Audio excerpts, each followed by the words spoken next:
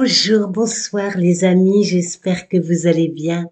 On se retrouve dans ce podcast enregistré le 3 février, mis en ligne le 4 février, pour l'analyse de cette nouvelle lune du 10 février 2024. Elle posera ses pas à 20 degrés en Verseau, à 0h01 heure de Paris. L'énergie d'une nouvelle lune est synonyme de renouveau, de commencement. Le Verseau, 11e signe du zodiaque, est à l'aise avec la notion de projet. À première vue, donc, ces deux-là devraient être copains, mais en y regardant de plus près, cette relation ne sera pas toujours si évidente que cela à équilibrer. Le signe du Verseau se positionne dans la roue zodiacale de 300 à 330 degrés. Sa tonalité planétaire participe d'une double nature uranienne et saturnienne. Ces deux planètes, Saturne et Uranus, ont un point commun, celui de se tourner vers l'avenir. Alors, le premier s'élève en s'appuyant sur les structures, il prend tout son temps pour y parvenir. Quand il n'est pas content, il le fait savoir de façon sévère. Le second fait office de chamboule-tout. S'il se veut libérateur, il ne fait pas toujours dans la dentelle et sur ce sujet, il n'a rien à envier à son prédécesseur. Côté plus, Uranus s'affranchit des limites en s'ouvrant aux nouveaux projets, faisant fi du passé. Saturne les fixe dans la durée en se servant, lui, des expériences du passé. Le Verseau, contrairement aux apparences, peut être tributaire du regard des autres, a parfois du mal à s'affirmer et fait sa révolution uniquement dans sa tête, la faute au signe du lion qui lui fait face.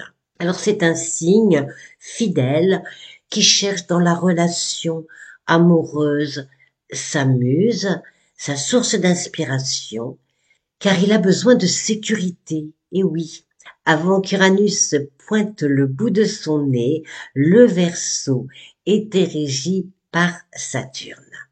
Son principal problème est de se sentir parfois à l'étroit sur la route de sa destinée, car il aspire avant tout à délivrer un message plus universel que personnel, au point parfois d'en oublier sa personnalité.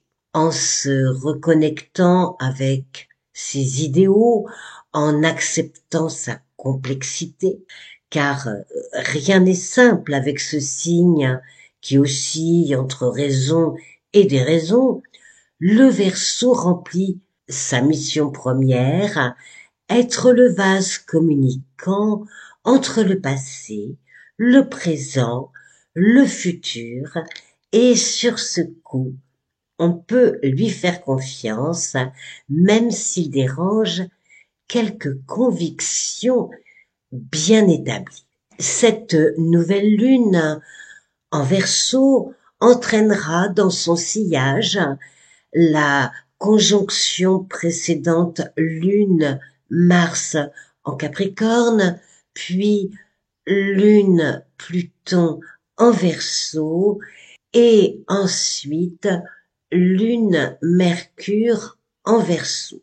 La conjonction Lune-Pluton étant exacte le 8 février 2024 à 16h, heure de Paris. Ce transit Lune-Mars en Capricorne représente un moment de motivation accrue, une volonté à s'affirmer, à défendre ses besoins alimentaires et matériels. La conjonction Lune-Pluton en Verseau pourrait faire ressurgir des problèmes profondément enracinés on peut être confronté à des situations de contrôle ou de manipulation. Cet aspect intense provoque des conflits, des luttes de pouvoir, des inquiétudes sur la sécurité. J'ai écrit un article sur la conjonction Mars-Pluton du 14 février 2024. Le lien est dans la description. La conjonction Lune-Mercure en Verseau peut ouvrir le dialogue, mais peut aussi fermer des portes de communication. Le Verseau étant un signe fixe, peut décider à se plier à la majorité si cela dessert son but, son idéal, ses intérêts. Le 8 février 2024, donc lors de la conjonction exacte Lune-Pluton en Verseau, le Soleil formera un carré exact aussi, mais à Uranus, aspect que l'on retrouvera dans la lunaison. Il parle de conflit entre ce qui existe et le changement qui se prépare, de révolte contre l'autorité, le besoin d'avoir les mains libres pour décider soi-même de son avenir. Il est déstabilisant et génère des imprévus, des situations inédites. Alors, je parle bien donc du 8 février 2024 et de la lunaison du 10 février 2024 et non pas des événements qui ont eu lieu récemment et qui ont encore lieu en France et en Europe, n'est-ce pas? Je parle bien de cette dynamique qui s'en va vers le signe du Verseau. Alors, revenons donc à cette nouvelle lune du 10 février 2024. Elle sera dominée par les éléments terre et air, Mars, Vénus en Capricorne, Jupiter, Uranus en Taureau pour le côté terre, Pluton, Mercure, Soleil, Lune en Verseau pour le côté air. Cette nouvelle lune se voudra progressive, innovatrice, regardera l'avenir avec une vision nouvelle et différente. Les valeurs de liberté seront criantes d'actualité. Conjuguée au soleil, elle apportera une bouffée d'énergie pour tenter de retrouver son oxygène et son libre arbitre.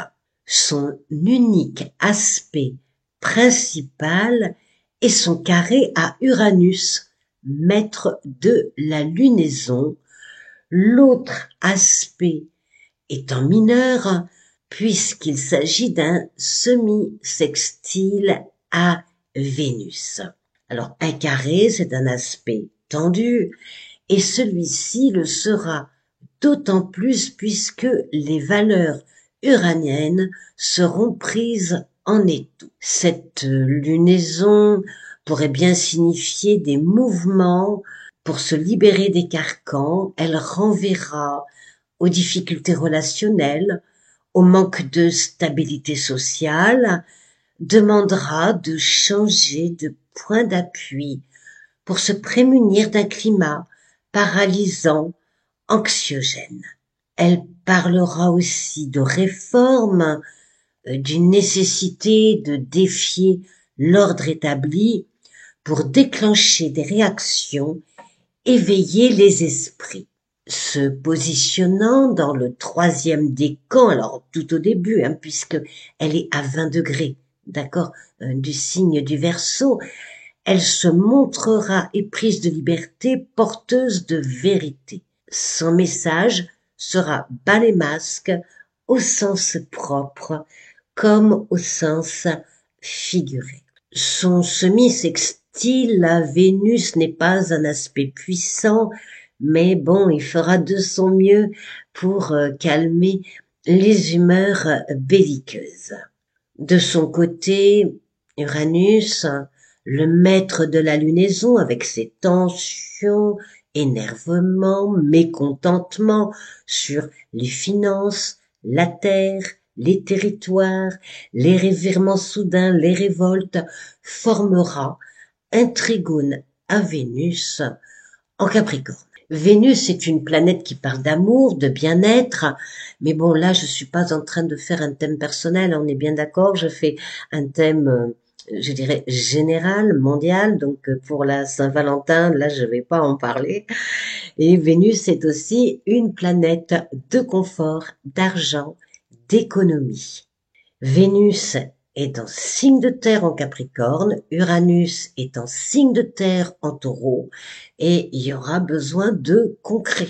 Des idées, des solutions émergeront. Alors cet aspect peut aussi mener, sous l'ambiance de la nouvelle lune en Verseau, à des groupements, des corporations, des groupes, des rassemblements de personnes partageant les mêmes idéaux, le même combat, la même volonté de faire entendre sa voix. Je redis, l'analyse est une astrologie mondiale et générale. Si vous désirez commander votre prévisionnel astrologique sur 12 mois, j'ai mis le lien dans la description de ce podcast. Uranus formera un quintile à Saturne. Alors, aspect mineur, mais j'en tiens compte dans cette analyse, car il contiendra à sa façon les énervements, les colères de ce ciel astrologique plutôt énervé. C'est un aspect terre-à-terre, de contrôle, mais de contrôle de soi, de contrôle d'humeur, pas de contrôle sur les uns, sur les autres, de retenue, de sobriété. Il favorise la communication, la créativité, l'adaptation. Alors bon, j'ai dit, on prend même les aspects mineurs, allez, on les prend. Jupiter est en Taureau et il faudra attendre le 26 mai 2024 pour son changement de signe, son passage en Gémeaux. Là, il s'éloignera de son carré à Pluton, ce qui est en soi une bonne nouvelle, mais se rapprochera de sa conjonction à Uranus, ce qui ne sera guère plus confortable sur le plan mondial, aspect tendant à des situations crispées, de conflits, de luttes, de violences, d'autant plus que Mars et Pluton se tiennent la main en conjonction. Jupiter sera en carré à Mercure, donc on l'a vu, le carré aspect tendu, ce qui peut rendre difficile les accords sur les lois, sur les finances, les obligations, les paperasseries administratives.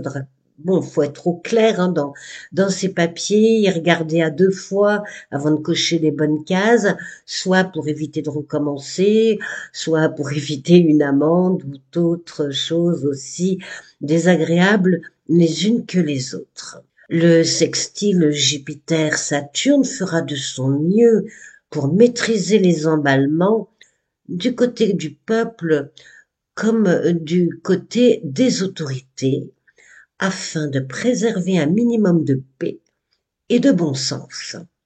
Saturne ayant les pieds dans l'eau des Poissons et en semi-carré à Vénus en Capricorne, semblera froid, en tout cas sera frileux, et aura du mal à imposer sa vision de l'avenir. Voyons voir ce que raconte Mars lors de cette lunaison.